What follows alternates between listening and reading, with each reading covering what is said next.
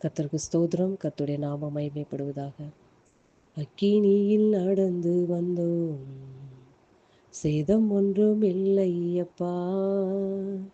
தண்ணீரை கடந்து வந்தோம், நாங்கள் மூழ்கி போகவில்லை அப்பா.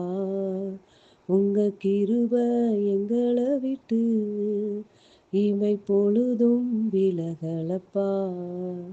உங்க கிருபை எங்களை விட்டு இவை பொழுதும் விலகலப்பா. எங்கள் தேவன் நீர், எங்கள் ராஜா நீர், நாங்கள் போற்றிடும் எங்கள் கண்மலை நீர். எங்கள் தேவன் நீர், எங்கள் ராஜா நீர், நாங்கள் போற்றிடும் எங்கள் கண்மலை நீர். நன்றியப்பா, நன்றியோடு கூட துதிக்கிறோம், ஸ்தோத்திரிக்கிறோம். எங்கள் அதிகமாய் நேசிக்கிற அன்பின் பரலோக தகப்பனே, இந்த நல்ல வேலைக்காய் நன்றி இந்த இதயத்தோடு துதிக்கிறோம், ஸ்தோத்திரிக்கிறோம். தகப்பனே அப்பா, அக்கினி எங்களை சூழ்ந்த வெளியிலும் தண்ணீரை சூழ்ந்த பாதையில் நாங்கள் நடந்தாலும் அப்பா, அப்பா எங்களை மூழ்க விடாமல், எங்களை சேதப்படுத்தாமல், உடைய கிருபை இமைப்பொழுது எங்களை விட்டு விலகாமல் காத்தவுடைய அன்புக்காய் நன்றி செலுத்துகிறோம் அப்பா.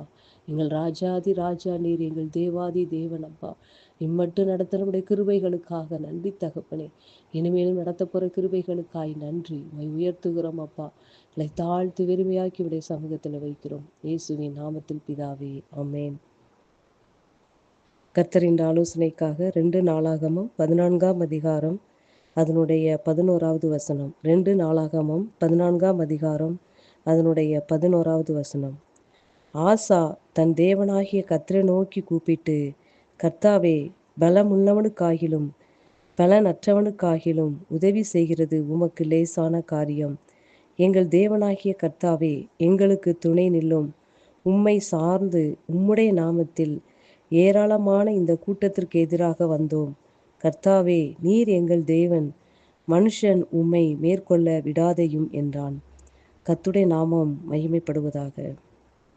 இடத்தில் அந்த ஆசா ராஜா என்ன செய்கிறார் என்றால், தனக்கு விரோதமாய் வரக்கூடிய எதிரியானவன் தன்னை விட அதிகமான படை பலம் இருக்கிறபடியினாலே அந்த இடத்தில் தேவனை நோக்கி எப்படி கூப்பிட்டு சொல்லுகிறான் என்றால், பலம் உண்ணவனுக்காகிலும் பலனற்றவனுக்காகிலும் உதவி செய்கிறது உமக்கு லேசான காரியம்.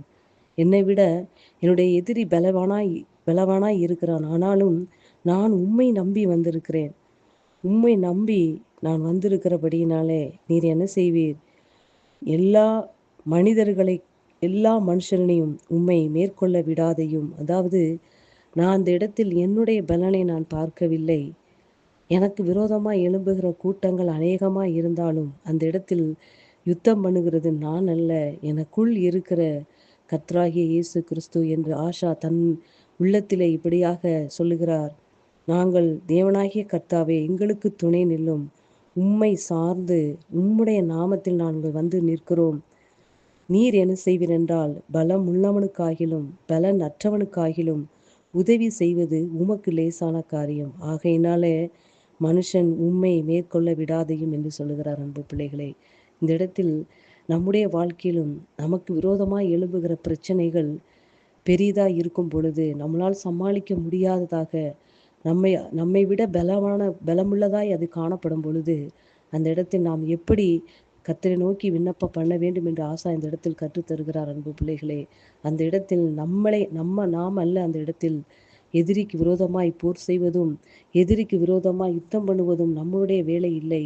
அந்த இடத்தில் ஆசா சொல்லுகிறார், நீர் மனுஷனை உம்மை மேற்கொள்ள விடாதையும். அப்படின்னால் என்ன அர்த்தம் என்றால், எனக்காக கர்த்தராகிய இயேசு கிறிஸ்து எனக்காக யுத்தம் பண்ணுவார். அப்பா, நீங்க என்ன செய்யுங்க? மனுஷனை மேற்கொள்ள விடாதையும். அந்த இடத்தில் நான் மேற்கொள்ள அல்ல, நீர் எனக்காக யுத்தம் பண்ணுகிறீர். அந்த மனுஷன் என்னை மேற்கொள்ள விடாதையும் என்று அந்த இடத்தில் சொன்ன மாத்திரத்திலே அவனுக்கு விரோதமாய் வந்த அந்த பலமான பயங்கரமான அந்த படையை என்ன செய்தார் என்றால், இவர்களுக்கு முன்பாக முறிந்தோட பண்ணினார். அன்பு பிள்ளைகளே, இந்த இடத்திலும் நம்முடைய வாழ்க்கையிலும் பெரிய கஷ்டங்கள், துன்பங்கள், அதாவது நம்மளால சமாளிக்கவே முடியாது, பார்க்கும் பொழுதே இது எப்படி என்னால் முடியும், இது என்னுடைய பிரச்சனையை நான் நினைத்து பார்க்கக்கூடாத அளவுக்கு பிரச்சனை பெரிதாக இருக்கிறதே என்று நீங்கள் கலங்கி தவிக்காதீர்கள். அன்பு பிள்ளைகளே, அந்த இடத்தில் நீங்கள் சொல்லக்கூடிய ஒரே வார்த்தை, அப்பா இசப்பா, மனுஷன் உம்மை மேற்கொள்ள விடாதையும், மனுஷன் உம்மை மேற்கொள்ள விடாதையும் அப்படின்னால் என்ன அர்த்தம்? நான் அந்த இடத்தில் அந்த பிரச்சனையை நான் மேற்கொள்ளவில்லை. எனக்காக கர்த்தராகிய இயேசு கிறிஸ்து அந்த பிரச்சனையை மேற்கொள்ளுகிறார். அன்பு பிள்ளைகளே, கர்த்தரிடத்தில் நாம் அதை ஒப்புவிக்கும் பொழுது அந்த பிரச்சனையை அவர் பார்த்து கொள்வார். அன்பு பிள்ளைகளே, அந்த பிரச்சனைகளை உங்களுக்கு முன்பாக முறிந்தோட பண்ணவும், அது இல்லாமல் அழிந்து போக பண்ணவும் என் தேவனாலே கூடும். அன்பு பிள்ளைகளே, அதுதான் மேலுள்ள வசனத்தில் இப்படியே சொல்லப்பட்டிருக்கிறது. பலமுள்ளவனுக்காகிலும் பலனற்றவனுக்காகிலும் உதவி செய்வது உமக்கு லேசான காரியம். இந்த வேளையிலும் பலனற்றவனுக்கு, அதாவது பலம் உள்ளவனுக்கு உதவி செய்கிறது ஈஸியான காரியம். அவன்கிட்ட நிறைய படைகள் இருக்கும், எல்லாம் இருக்கும்.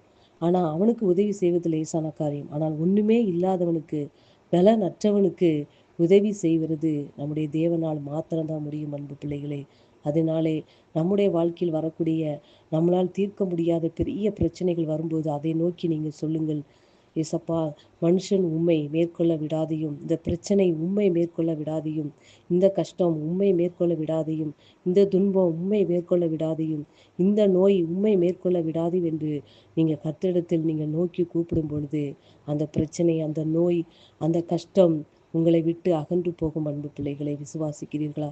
விசுவாசித்தால் தேவனுடைய மகிமையை காண்பீர்கள். அன்பு பிள்ளைகளை, வார்த்தை நிமித்தமாக கர்த்தர் உங்களை ஆசீர்வதிப்பாராக. ஆமென்.